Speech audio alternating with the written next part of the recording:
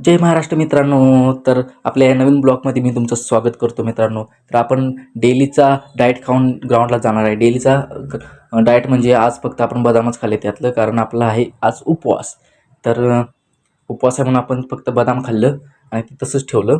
मग आता आपण ग्राउंडला बसलो. ग्राउंडला कोणच नव्हतं. पोरं क्रिकेट खेळतील, पण मी गेल्यानंतर ते गेलीत पोरं क्रिकेटवर खेळायची बंद झालीत. आणि मग रनिंग वगैरे झाली करून मग आपण आता घरी जायचं तयारी केली. झाली रनिंग वगैरे. मग संध्याकाळी आपण जिमला जातो आहे. तर जिमला आपण जाणार आहे.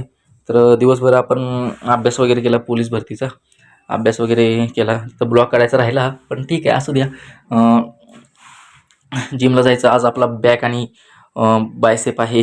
तर बॅक आणि बायसेप जरा मजबूत मारू आणि घरी जाऊ. मग आता आपण पोचलो आता जिममध्ये पोचलो.